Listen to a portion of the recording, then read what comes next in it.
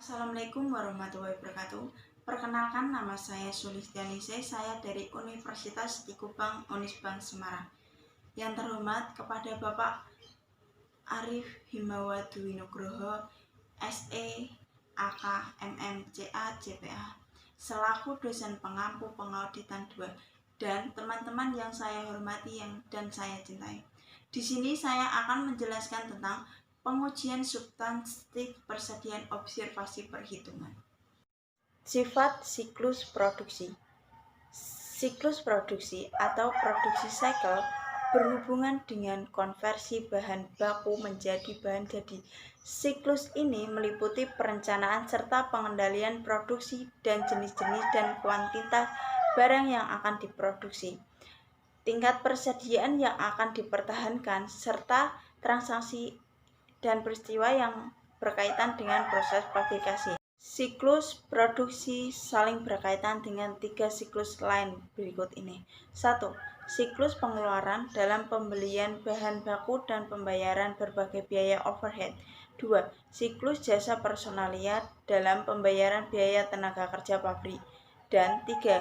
Siklus pendapatan dalam penjualan barang jadi.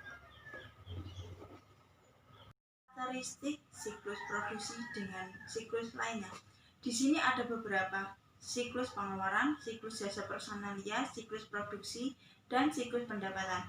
Dalam siklus-siklus tersebut ada beberapa: bahan baku, tenaga kerja langsung, overhead pabrik, dan barang dalam proses barang jadi, harga pokok penjualan. Di dalam bahan baku terdiri atas pembelian dan penggunaan bahan, sedangkan tenaga kerja langsung terdiri pengajian penggunaan tenaga kerja. Di dalam tenaga kerja langsung terdapat beberapa komponen-komponen yang berkaitan dengan tenaga kerja langsung, yaitu barang dalam proses. Di dalam barang dalam proses adalah biaya fabrikasi berkaitan dengan biaya produksi yang sudah selesai, dan biaya produksi yang sudah selesai akan masuk dalam harga pokok penjualan.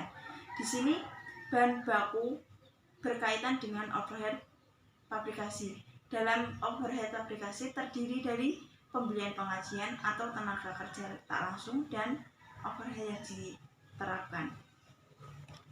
Slide ketiga tentang siklus produksi dengan siklus lainnya. Di sini harus diperhatikan bahwa pengkreditan ke bahan baku, tenaga kerja langsung, dan overhead fabrikasi, pendebitan kepersediaan barang dalam proses, dan ayat jurnal yang dapat dibuat untuk mencatat perpindahan biaya produksi yang sudah selesai dan barang dalam proses ke barang jadi berasal dari transaksi fabrikasi pada siklus produksi. Tujuan audit. Tujuan audit di sini ada 2. Tujuan audit atas kelompok transaksi yang berkaitan dengan transaksi fabrikasi, dan tujuan audit atas saldo akun yang berkaitan dengan saldo pengauditan tak harga pokok penjualan. Di sini saya akan menjelaskan tentang tujuan audit. Tujuan audit spesifik tertentu untuk siklus produksi. Kategori asersi, keberadaan atau keterjadian pada tujuan audit atas kelompok transaksi, yaitu transaksi fabrikasi yang dapat menyajikan bahwa tenaga kerja dan overhead yang ditransfer ke produksi serta pemindahan produksi yang sudah selesai ke barang jadi selama periode berjalan EO1. Sedangkan tujuan audit saldo akun, persediaan yang tercatat dalam neraca secara fisik ada EO2. Harga pokok penjualan menunjukkan harga pokok barang yang dikirimkan dijual selama periode penjualan atau EO3. Kelengkapan dalam tujuan audit atas kelompok transaksi, yaitu semua transaksi fabrikasi yang telah terjadi selama periode berjalan sudah dicatat sebagai C1.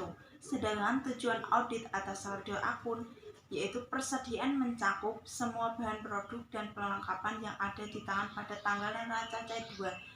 Harga pokok penjualan mencakup dampak semua transaksi penjualan selama periode berjalan C3. Sedangkan hak dan kewajibannya dalam kelompok transaksi, yaitu entitas memegang hak atas persediaan yang berasal dari transaksi aplikasi yang dicatat, yaitu RO1. Sedangkan saldo akun, entitas pelaporan pemegang hak milik atas persediaan pada tanggal neraca RO2. Selanjutnya ada materialitas dan resiko inheren. Materialitas adalah kesalahan organisasi termasuk penghilangan dianggap materialitas bila kesalahan penyajian tersebut secara individu atau agregat diperkirakan dapat mempengaruhi keputusan ekonomi yang diambil berdasarkan laporan keuangan oleh pengguna laporan keuangan tersebut. Sedangkan resiko inheren adalah faktor kerentanan laporan keuangan terhadap kekeliruan yang material dengan asumsi tidak adanya pengenalan internal. Oleh karena itu, bila resiko inheren lebih tinggi, maka auditor harus mengumpulkan bukti audit yang lebih banyak. Penggunaan pemahaman tentang bisnis dan industri untuk mengembangkan strategi audit. Pemahaman tentang bisnis dan industri klien akan membantu auditor dalam merancang program audit yang efektif dan efisien. Bagi banyak perusahaan, persediaan aplikasi merupakan proses inti dan kemampuan entitas untuk menghasilkan laba bersih. Struktur kas akan tergantung pada beberapa baik proses aplikasi ini dikelola. Pada saat pengauditen sebuah perusahaan aplikasi, auditor biasanya ingin memahami intensitas modal dari proses aplikasi. Sebelum melanjutkan audit atas jasa personalia, adalah penting bagi auditor untuk memahami 1. Pentingnya jasa personalia bagi keseluruhan entitas. Sifat kompensasi, karena kompensasi per jam memerlukan sistem pengendalian yang berbeda dengan kompetensi gaji, dan kepentingan berbagai paket kompensasi seperti bonus, opsi saham, dan hak apresiasi saham, serta perjanjian pensiun. Selanjutnya, pengujian mengamati perhitungan persediaan fisik klien. Perhitungan persediaan fisik klien ada 3, yaitu 1. Penetapan waktu dan luas observasi, 2. Rencana perhitungan persediaan, dan 3. Pelaksanaan observasi perhitungan fisik. Penetapan waktu dan luas observasi. Penetapan waktu pengamatan persediaan tergantung pada sistem persediaan yang dianut klien dan efektivitas. Pengendalian inheren. Dalam sistem persediaan periodik, kuantitas ditentukan melalui perhitungan fisik dan semua perhitungan telah dilakukan secara pada tanggal tertentu.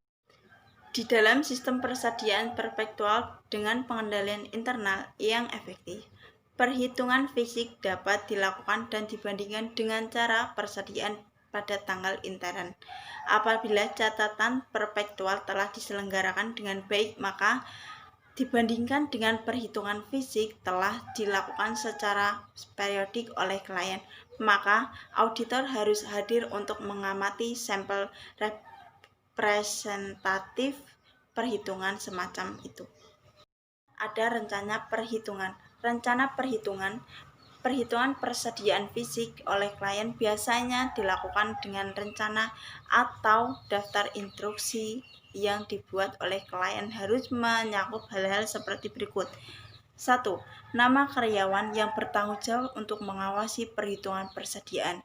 2. Tanggal perhitungan. 3. Lokasi-lokasi yang akan dihitung. 4. Instruksi terinci mengenai bagaimana perhitungan akan dilakukan.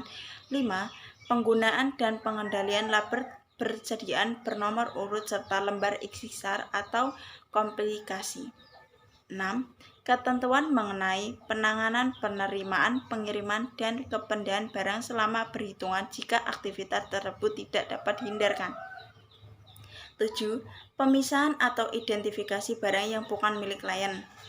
Selanjutnya ada melaksanakan pengujian. Pelaksanaan pengujian meliputi 1. meneliti kecermatan pada karyawan klien mengikuti rencana perhitungan persediaan, memastikan bahwa semua barang dagang telah diberi label dan tidak ada barang yang diberikan 2 label. 3. Menentukan bahwa label tersebut bernomor urut dan lembur kompilasi telah dikendalikan dengan semestinya. Yang 4. Melakukan beberapa pengujian perhitungan dan menelusuri kuantitas ke lembar komplikasi. Yang kelima, mewaspadai wadah-wadah yang kurang dan tempat lowong yang mungkin ada apabila barang ditumpuk dalam formasi yang tepat. 6. Mewaspadai adanya persediaan barang yang rusak dan usang. 7. Menilai kondisi umum persediaan. 8. Mengidentifikasi dokumen penerimaan dan pengiriman terakhir dan yang digunakan dan memastikan bahwa orang yang terima selama penghitungan telah dipisahkan sebagai keestisan. 9. Mengajukan pertanyaan tentang eksistensi barang persediaan yang lambat pergerakannya. Pabrikasi. Dokumen dan catatan yang umum ada 12, yaitu 1. Perintah produksi, laporan pembutuhan bahan, slip pengeluaran barang, tiket waktu, tiket perpindahan, laporan aktivitas produksi harian, laporan produksi yang sudah selesai, buku besar, file induk biaya standar, file induk persediaan bahan baku, file induk persediaan bahan dalam proses, dan file induk persediaan barang jadi.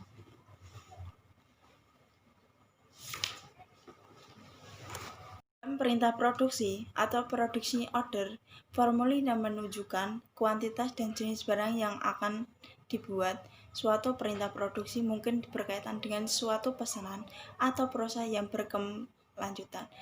Dan laporan kebutuhan bahan atau material requirement report berisi daftar bahan baku dan komponen yang diperlukan untuk memenuhi perintah produksi. Slip pengeluaran bahan atau material issue slip. Otoritas tertulis dari Departemen Produksi kepada gudang penyimpanan untuk mengeluarkan bahan untuk digunakan berdasarkan perintah produksi yang sudah disetujui. Tiket waktu atau time ticket. Catatan waktu kerja seorang karyawan atas pekerjaan tertentu.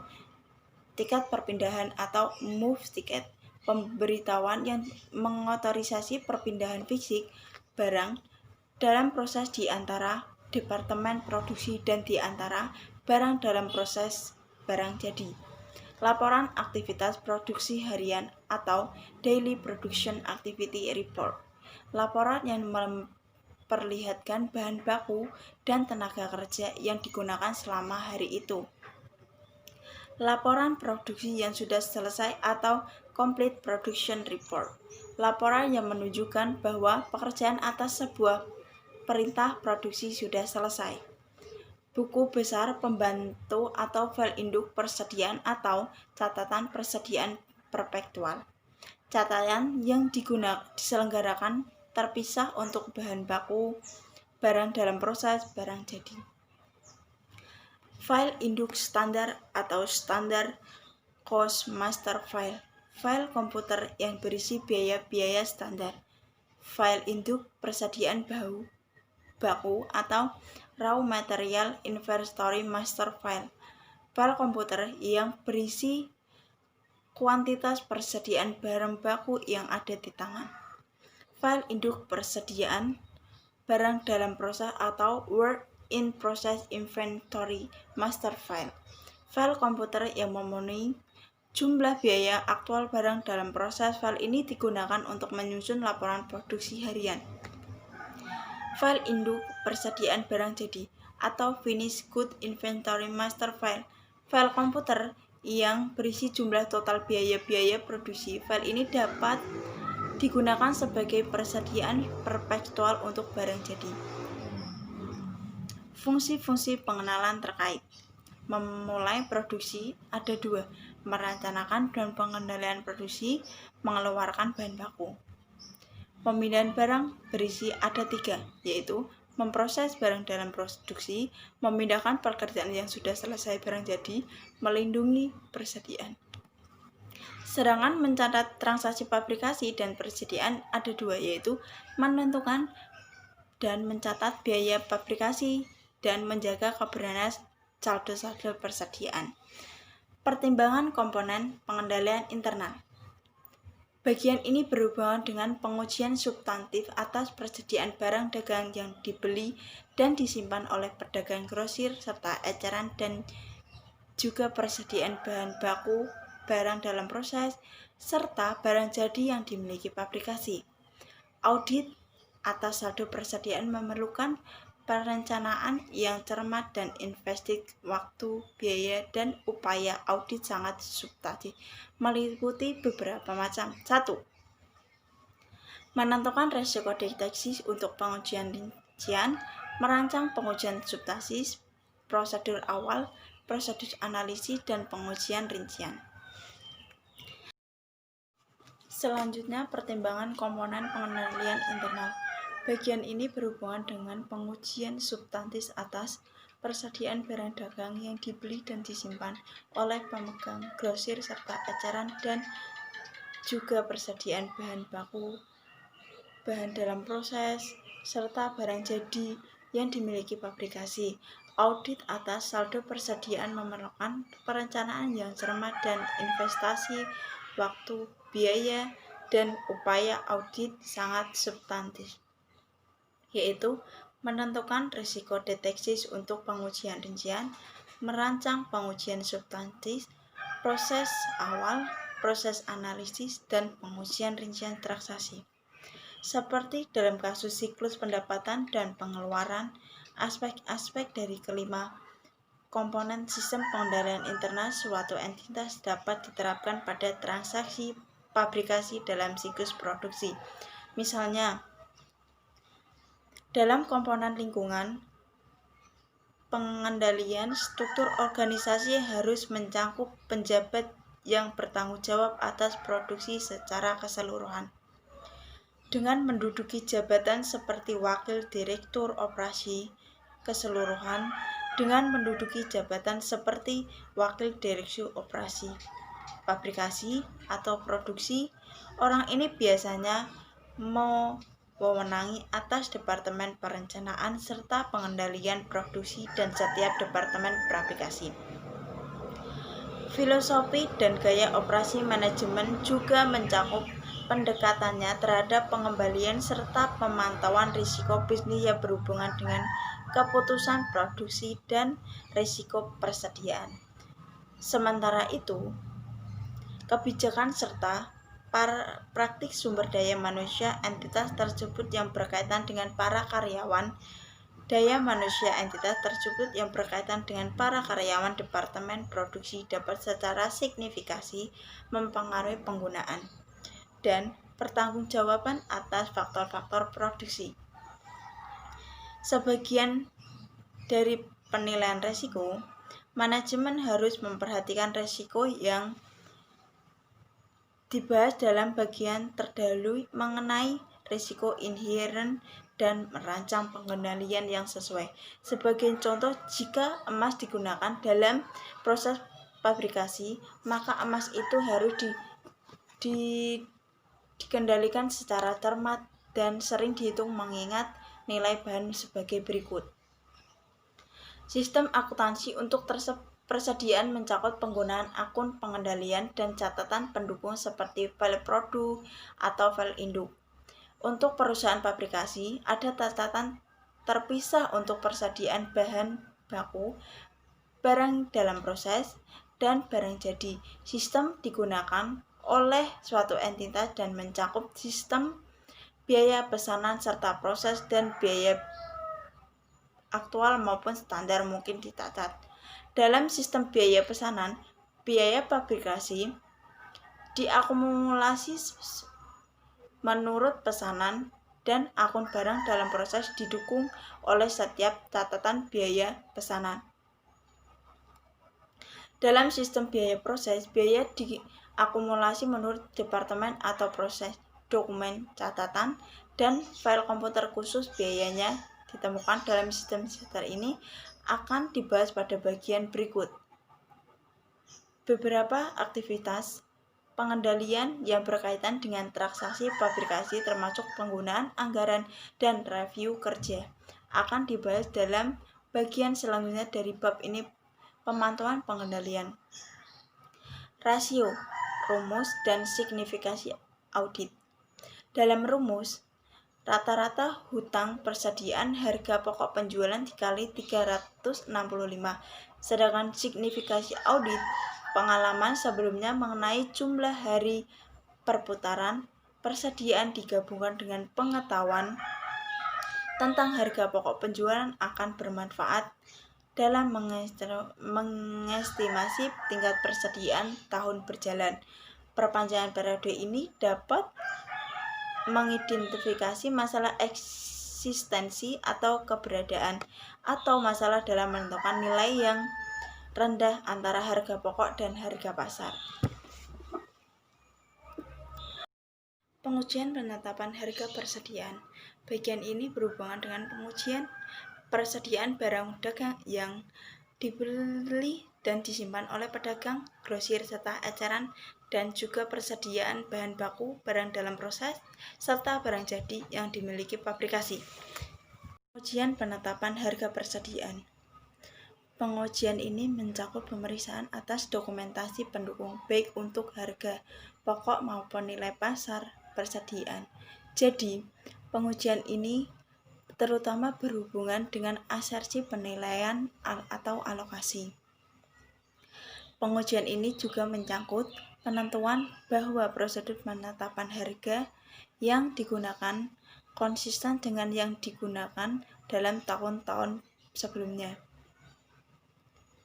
Review atas catatan persediaan perpetual dan pengajuan pertanyaan kepada klien harus memungkinkan auditor untuk menentukan baik dasar maupun metode penetapan harga yang digunakan dalam menetapkan harga kuantitas persediaan.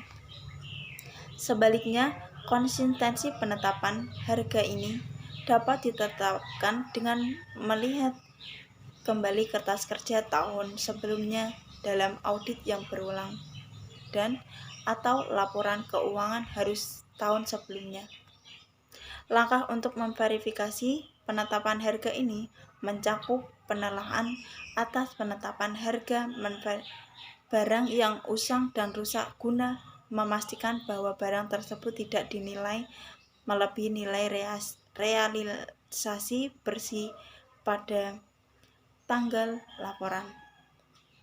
Bukti pendukung mengenai biaya per unit bervariasi menurut sifat persediaan. Bagi barang-barang yang dibeli untuk dijual kembali, digunakan atau dikonsumsi, persediaan barang dagang, barang baku, dan perlengkapan, harga pokok harus di-vouching ke faktur penjualan representatif. Pengujian harga pokok persediaan yang diproduksi. Sifat dan luas pengujian penetapan harga barang dalam proses dan barang jadi yang dilakukan auditor tergantung pada reliabilitas catatan akuntansi, biaya klien, dan metode yang digunakan oleh klien dalam menggunakan biaya tersebut.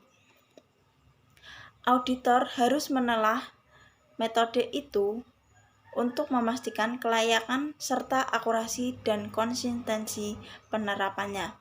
Sebagai contoh, apabila biaya standar digunakan, maka auditor harus menguji perhitungan standar-standar itu, membandingkan perhitungan-perhitungan dengan spesifikasi engineering, memastikan bahwa standar itu mutakhir dan mengevaluasi apakah standar itu mendekati biaya aktual dengan memeriksa akun-akun varians.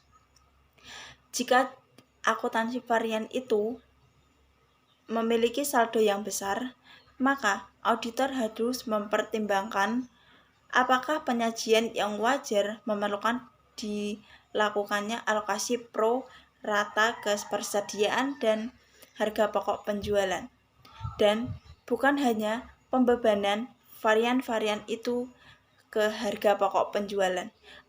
Apabila asersi klien mengenai sifat persediaan berhubungan dengan hal-hal yang sangat bersifat teknis, auditor mungkin memerlukan bantuan para pakar dari luar. Sebagai contoh, hal ini mungkin saja terjadi dalam perusahaan minyak yang memiliki muatu minyak dan pelumas yang berbeda, atau pada toko perhiasan yang memiliki permata dengan karet yang beberapa dan jam tangan yang hiasannya permata berlainan. Seperti telah dijelaskan dalam, auditor dapat memanfaatkan pekerjaan seseorang apabila sebagai salah satu prosedur audit untuk mendapatkan bukti yang kompeten apabila ia merasakan puas dengan kualitas dan independen pakar tersebut. Pengujian persediaan yang disimpan dan dikenalkan oleh pihak ketiga, yaitu menetapkan ketentuan dan memberikan panduan untuk melaksanakan prosedur konfirmasi eksternal. Apabila persediaan klien disimpan di gudang umum atau pihak jasa penyimpanan luar, maka auditor harus memperoleh bukti mengenai eksistensi persediaan itu melalui berkomunikasi langsung si penyimpan. Menyatakan bahwa auditor harus menerapkan satu atau lebih dari prosedur sebagai berikut. 1. Menguji prosedur pemilik untuk menyelidiki penjaga gudang dan mengevaluasi kinerja penjaga gudang. 2. Mendapatkan laporan akuntansi independen mengenai prosedur penyimpanan barang dan jika ada penjaminan tanda terima, atau menerapkan prosedur alternatif atas gudang untuk mendapatkan keyakinan yang layak bahwa informasi yang diterima dari penjaga gudang dapat diandalkan. 3. Mengamati perhitungan fisik barang jika praktis dan layak. 4. Jika tanda terima gudang sudah dijaminkan sebagai agunan, maka konfirmasi kepada pemberi pinjaman mengenai rincian yang berkaitan dengan tanda terima yang dijaminkan itu atau atas dasar pengujian jika tepat. Pengujian ini juga dapat memberikan bukti tentang asersi hak dan kewajiban. Selain itu, pengujian ini juga akan menghasilkan bukti mengenai asersi kelengkapan. Jika pihak penyimpanan mengkonfirmasi lebih banyak barang di tengah daripada yang dinyatakan dalam permintaan konfirmasi, pengkonfirmasian persediaan ini tidak memberikan bukti apapun tentang nilai persediaan karena penyimpanan tidak diminta untuk melapor biaya, kondisi, atau nilai pasar barang yang tersimpan di gudang. Memeriksa perjanjian dan kontrak konsinsannya. Barang yang ada di tangan mungkin disimpan atas permintaan pelanggan setelah penjualan terjadi, atau barang itu mungkin juga disampaikan sebagai konsinyasi. Dalam kasus ini, manajemen diminta untuk memisahkan barang yang bukan miliknya selama melakukan perhitungan persediaan. Di samping itu, auditor hanya juga meminta asersi tertulis mengenai kepemilikan persediaan dalam surat representasi klien. Surat ini diilustrasikan dalam audit juga harus mengajukan pertanyaan kepada manajemen tentang semua barang yang disampaikan atas adanya konsinyasi. Jika barang disimpan atas konsinyasi, maka syarat-syarat dalam perjanjian itu harus. Pengujian ini, barang yang ada di tangan mungkin disimpan atas permintaan pelanggan setelah penjualan terjadi, atau barang itu mungkin juga disimpan. Audit atas estimasi akuntansi sangat menentang karena bersifat prospektif. Pada saat pengauditan, persediaan auditan harus menentukan apakah tempat untuk menurunkan nilai persediaan ini di bawah harga pokok karena persediaan itu usang atau lambat bergerak, dan apakah situasi yang ada akan menyebabkan klien menjual persediaan itu pada harga yang membuat klien menderita kerugian. Tanggung jawab auditor atau kualitas terdapat hanya sebagai pengamat dan telah cukup memperoleh informasi mengenai hal itu. Dikarenakan berarti bahwa auditor hanya diharapkan menentukan apakah hal itu berarti bahwa auditor diharapkan menentukan apakah persediaan sudah berada dalam kondisi siap dijual atau digunakan dikonsumsi, dan apakah ada barang yang usang, lambat bergerak, dan rusak. Auditor memperoleh bukti mengenai kondisi umum atau keseimbangan dengan 1. Mengamati perhitungan persediaan yang dilakukan, melakukan accounting atas pencatatan persediaan perpetual untuk mengetahui barang-barang yang telah bergerak. 3. Menelahkan laporan posisi pengendalian. Selain itu, auditor juga dapat menggunakan pengalaman aseptas yang memungkinkan dan menelah penjualan persediaan setelah akhir tahun untuk menentukan kewajaran harga pokok bila dibandingkan dengan harga jual sesuai. Misalnya, membandingkan harga pokok barang-barang persediaan dengan katalog penjualan dan laporan penjualan tahun berjalan. Menelah perputaran persediaan setelah akhir tahun. Mempertimbangkan apakah perubahan dalam biaya pengganti merupakan indikator perubahan kondisi pasar, dan mengajukan pertanyaan kepada klien mengenai persediaan yang lambat bergerak dan usang serta nilai persediaan yang dapat direalisasi melalui penjualan. Apabila bukti yang menunjukkan penurunan nilai realisasi barang, maka penurunan nilai ini harga pokok persyaratan oleh GAAP, yaitu perbandingan penyajian laporan dengan GAAP. Sudah merupakan hal yang umum untuk mengidentifikasi kategori-kategori utama persediaan dalam neraca dan harga pokok penjualan dalam laporan laba rugi. Sekian presentasi dari saya. Jika ada salah kata, mohon maaf, dan jika ada kekurangan dalam materi PPT saya, mohon maaf. Alhamdulillah saya sudah bisa menyelesaikan tugas UTS. Semoga bermanfaat bagi kalian semua. Wassalamualaikum warahmatullahi wabarakatuh.